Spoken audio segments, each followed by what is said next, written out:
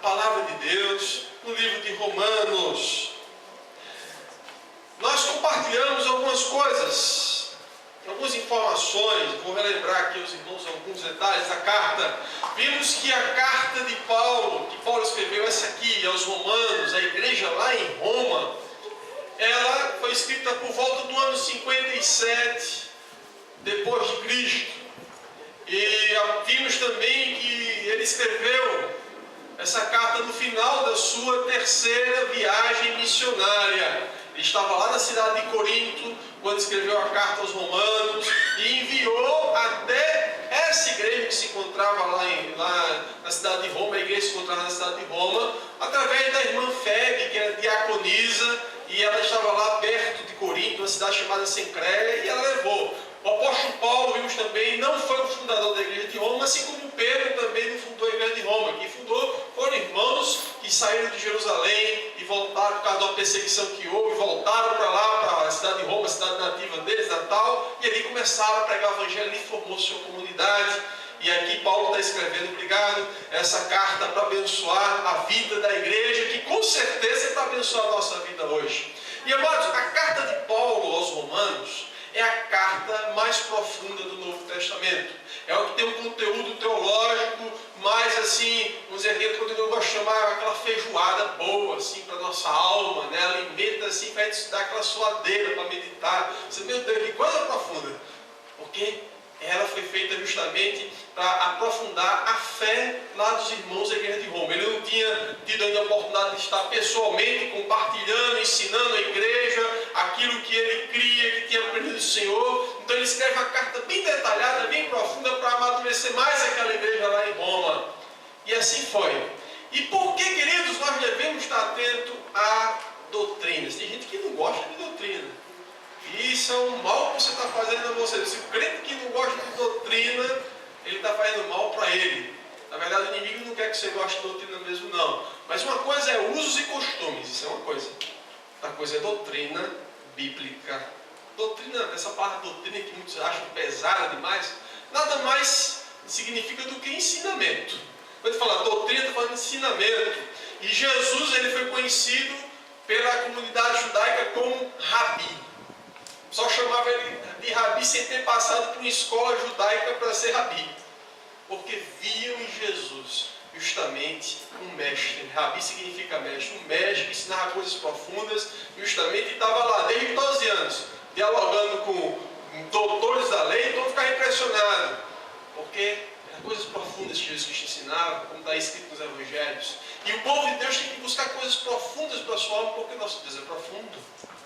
Mas as coisas profundas de Deus, quando a gente entende, a gente vai entendendo, vai suavizando, a gente vai, meu irmão, vai amadurecendo.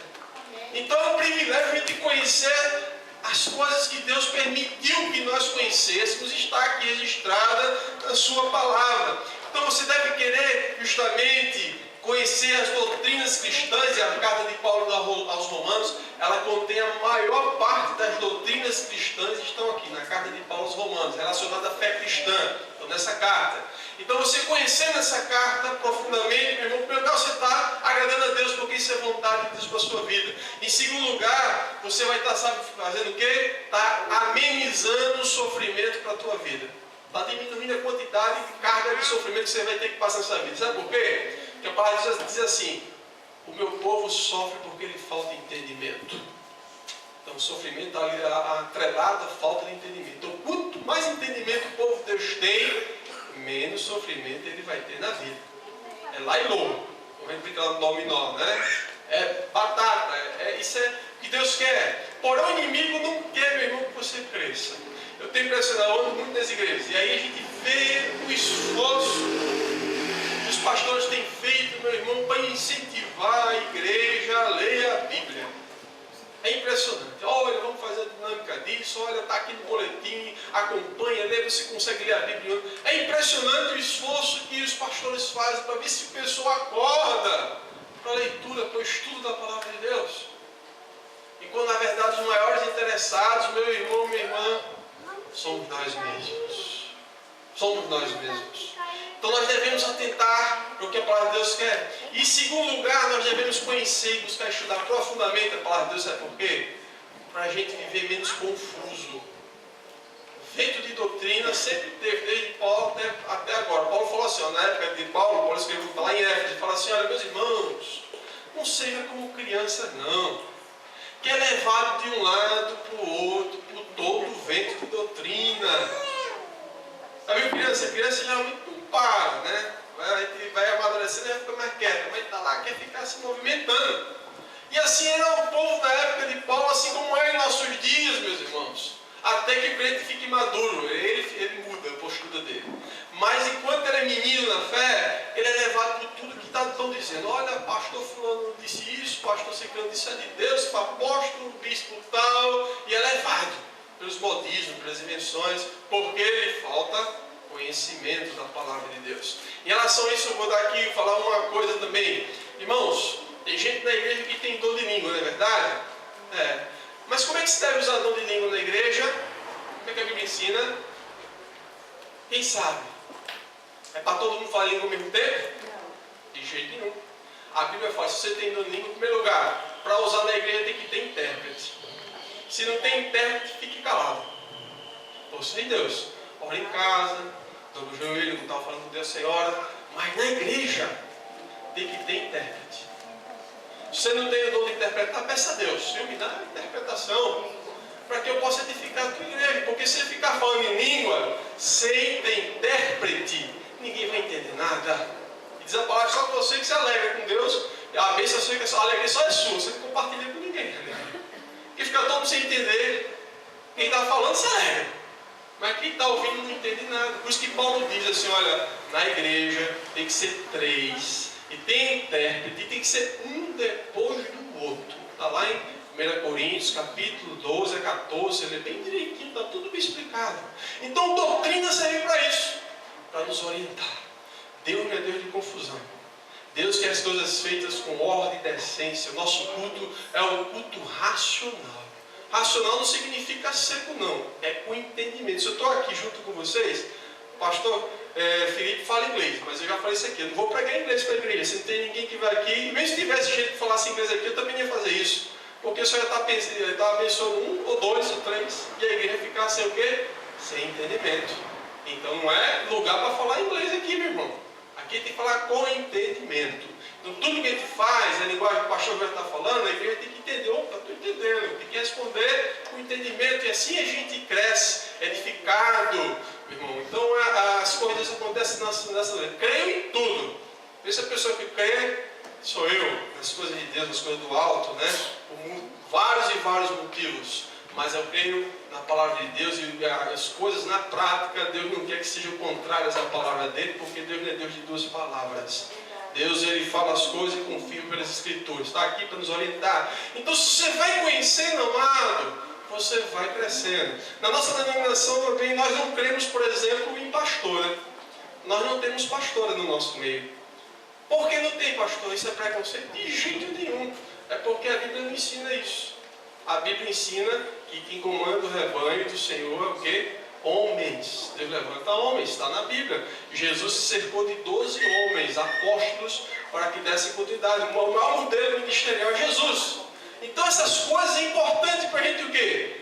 Estar conhecendo a palavra de Deus. Então você vai vendo na história, é muito modismo, muita confusão. E às vezes no final das contas, a igreja fica naquela salada, porque não está conhecendo o quê? Escrituras. Então o dever do pastor é o quê? Orientar o rebanho. Meu irmão, o caminho é esse. Se você não vai por ele, é por você e Deus. Mas nós temos que fazer o nosso papel. Mostrar a palavra, ensinar a palavra, porque um dia Deus vai chegar assim para a gente e falar, olha, você ensinou minha palavra para o meu rebanho. Eu, Senhor, olha, fiz minha parte, ensinei, estou tranquilo naquilo que eu fiz porque eu cumpri meu papel. Então, amados, Paulo, nessa carta aqui, ele vai ensinar muitas coisas para a igreja. E eu tenho certeza que a igreja de Roma cresceu muito quando recebeu essa carta aqui. Aprendeu muitas coisas. Se tinha certas práticas, deixou de ter e passou a refletir sobre elas. Mas, o que Paulo falou assim de tão maravilhoso? Hoje vou começar a ler, a gente já viu alguns primeiros versículos introdutórios. Hoje nós vamos começar a comentar no versículo 8. E nesse versículo 8, nós vemos algo muito maravilhoso que Paulo fala sobre essa igreja que ele não tinha conhecido de perto ainda. E está escrito assim a palavra de Deus, versículo 8 da carta de Paulo aos Romanos. Primeiramente dou graças a meu Deus, mediante Jesus Cristo, no tocante a todos vós, porque em todo o mundo é proclamada a vossa fé. Olha que coisa linda. Nós vivemos um tempo aqui, no nosso contexto ocidental, Brasil, eu não gosto de generalizar, partindo daquilo que você conhece, eu conheço aqui no nosso contexto Brasil. No Brasil, meu irmão, a gente começa a perceber uma competição entre as denominações. Não sei se já viu isso, mas eu já vi. Denominação querendo ser melhor que outra denominação. Uns falam, olha, a mão de Deus está aqui. Como se Deus tivesse resumido uma placa tal, um grupo tal. Um Deus que a Bíblia nos mostra que está em todo lugar. Ele é um Deus que é onipotente, onisciente, onipresente, Deus absoluto, e a mão de Deus está aqui. Tem gente que acha que Deus só está no meio do seu grupo, é impressionante. Mas, queridos, nós vivemos em um contexto onde as pessoas, os grupos, eles querem ser conhecidos por algo.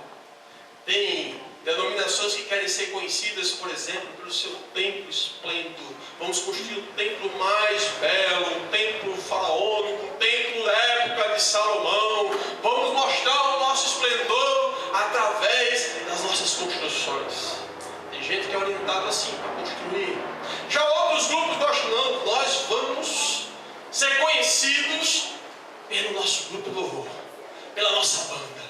Nós vamos ter a melhor banda gospel do Brasil na nossa igreja, na nossa comunidade. As pessoas vão ser atraídas pelos nossos grupos, não vão ser profissionais.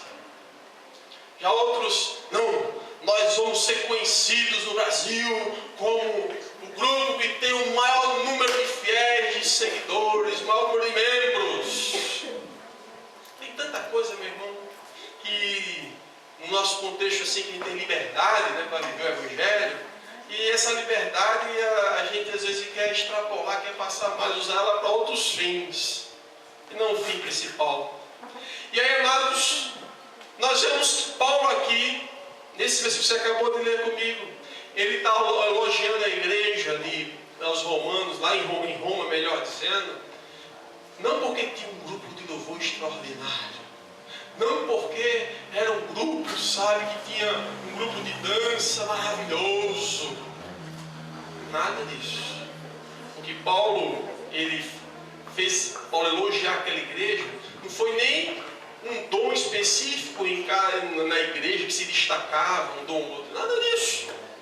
Ele elogia a igreja como um todo por uma razão simples. Porque a igreja como um todo, querido, diz aí no versículo 8, estava justamente sendo exemplo de fé, e a fé deles estava justamente sendo conhecida em tudo que era lugar pelos outros cristãos. Olha lá, primeiramente dou graças a meu Deus, mediante Jesus Cristo, tocante a todos vós, olha, todos vós, porque em todo mundo é proclamada a vossa fé.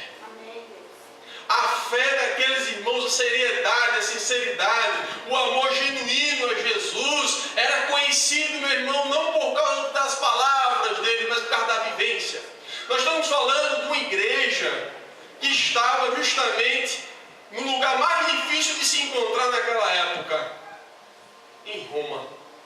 O Império Romano foi o império, meu irmão, da antiguidade que mais perseguiu os cristãos. E a igreja estava justamente nesse lugar, no lugar na toca do imperador. E o imperador, amados, ele era reverenciado como Deus. Era ensinado para a sociedade que a sociedade deveria adorar o imperador também como os outros deuses do panteão. E a sociedade oferecia sacrifícios ao imperador como eles fossem um Deus. E a postura dos cristãos daquela cidade, aqueles que tinham abraçado a fé, rejeitaram tudo isso. Não tinha cristão que fazia mais culto para o imperador, não tinha cristão que fazia oferenda para o imperador, não tinha cristão que reconhecia o imperador como Deus. Isso aí começou a cortar causar um caos na sociedade. E aí você vai ver lá na época de Nero, 64, no ano 64 depois de Cristo, mais ou menos aí, justamente 8 anos depois que Paulo escreveu essa carta, você vai ver que houve uma terrível perseguição. Nero agiu como louco, incendiou Roma e culpou, sabe quem? Os cristãos. Não tinha nada a ver com incêndio. Sabe o que aconteceu, meus irmãos, com os cristãos? Esses aqui que Paulo está escrevendo, e Paulo imaginava isso que ia acontecer. Essa turminha que estava lá naquela cidade, você vai ver a história, está lá escrito claramente. Nero mandou pegar cristãos e pregou como quem fosse, fizeram deles como fosse postes, queimou esses cristãos à noite, acendeu como fosse tochas, pegou outros cristãos, costurou em peles de animais, lançou as febres. 8 anos depois que Paulo justamente escreveu essa carta. Porque aquela igreja, meu irmão, por que ele culpou? Nero culpou esses cristãos. Porque os cristãos estavam se destacando na cidade. E Nero também estava vendo eles como afronta. Os imperadores estavam olhando para os cristãos e vendo, olha, esse povo é um povo que afronta porque não estão me reconhecendo como justamente um Deus. Estão adorando um Jesus. Ele disse que Jesus é o Deus deles, agora é o rei deles. E Nero, só que Nero foi depois, nessa época que era Cláudio, imperador. E aí, essa turminha começou a se afrontar, a achar que os cristãos estavam afrontando, porque não estavam mais reverenciando os imperadores. Só estavam adorando a Deus. Só estavam buscando o Senhor. Só tinha Jesus como Salvador, aquele que era digno de ser adorado, reverenciado, cultuado. E Paulo está escrevendo aqui, olha, meus irmãos, eu dou graças a Deus primeiramente por quem de vocês todos. A fé de vocês todos está sendo conhecida. Vocês são um povo de fé que não abre mão por Jesus por nada, não troca Jesus nem pela vida de vocês. E a gente troca Jesus às vezes por tanta coisa pequena, né, meu irmão? Bota outros compromissos tão pequenos à frente do compromisso de estar servindo, vivenciando a fé, servindo ao Senhor, demonstrando justamente aquilo que nós somos, assumindo a nossa identidade como povo de Deus. Paulo elogia a igreja, não é por causa, como eu falei, de louvor, grupo de dança, porque era a igreja de templo, nem isso eles tinham, mas é porque, meus irmãos, era a igreja de fé. E a igreja de fé só tem um desejo: deixar Jesus ser visto na vida deles, na vida delas. É uma igreja que tem prazer em querer honrar o Senhor. Nós vemos aqui mais adiante que no versículo agora, queridos, versículo número 18, a gente vai um pouquinho à frente aí. E no versículo 18, Paulo agora, ele vai justamente começar a advertir e ensinar algo muito profundo para a igreja. E ele começa dizendo assim, olha, a ira de Deus se revela do céu contra toda impiedade e perversão dos homens que detêm a verdade pela injustiça. Paulo está dizendo que a ira de Deus ela se manifesta do céu, meus irmãos, pelo lugar, em relação às pessoas que elas desprezam a verdade e aplaudem justamente a injustiça. E por que ele fala a ira de Deus se revela do céu? Ele está fazendo aqui, está lembrando o que já aconteceu no passado. No passado, meus irmãos, Deus destruiu o mundo por causa da injustiça dos seres humanos também. E uma das coisas que Deus fez, essa palavra que abriu as comportas do céu, derramou chuva durante 40 dias. A ira de Deus se revelou diretamente do céu, destruindo justamente toda a humanidade, por causa da perversão, por causa justamente de uma vida injusta que estava levando. Mas não só isso, você vai um pouquinho mais adiante, você vai ver, querido, que Deus destruiu Sodoma e Gomorra, a cidade de Sodoma e Gomorra, por causa de quê? Da perversão, do comportamento errado, do homossexualismo vivenciado por eles, um comportamento longe de Deus. E Deus fez chover saraiva do céu, destruiu com fogos, pedras de fogo a cidade toda, 2 cidades, Sodoma e Gomorra. Aí você vai ver que a ira de Deus também se revelou no céu, quando você vê lá as pragas, chega no Egito, a 7ª praga, saraiva de fogo, e Deus destrói animais, plantação, tudo. A ira de Deus se revela do céu. Aí você vai ver a ira de Deus se revelando do céu quando você chega em Elias. Estava lá os adoradores de Baal reunidos. E Elias falou: vai, adora a Deus de vocês aí, clama, vê se ele vai mandar fogo do céu. Mas quando Elias clamou, veio o fogo do céu, e aí Deus se revelou do céu e matou todos os 400 profetas de Baal. E aí Paulo está dizendo: olha, meus irmãos, a ira de Deus se revela do céu na história, assim vai ser hoje. Meu irmão, não tem a menor dúvida. Certas catástrofes em massa que você vê acontecendo nesse mundo afora, é a mão de Deus. É a ira de Deus que se manifesta dos céus. Por causa que, olha, Deus deu, olha, o pote de misericórdia de Deus encheu. Deus foi muito misericórdia. Para chegar a esse ponto de Deus fazer isso, é porque de fato Deus já deu muita chance para qualquer nação, para qualquer grupo de povos, qualquer ajuntamento. E aí veio Deus derramando ira. Por causa de quê? Da perversão que está acontecendo em certos contextos. E Paulo está dizendo isso aqui para a igreja: meus irmãos, a ira de Deus vai se manifestar do céu. Deus mexe nos elementos da natureza, em tudo, para justamente eliminar certas situações que não tem mais jeito, que são irremediáveis. Deus faz isso. E ele vai dizer mais: porquanto o que de Deus se pode conhecer é manifesto entre eles, versículo 19, porque Deus lhes manifestou. E ele está dizendo, queridos, que Deus, acho que é muito fantástico esse trecho da palavra de Deus. Deus, eles deixam a conhecer desde o início do mundo.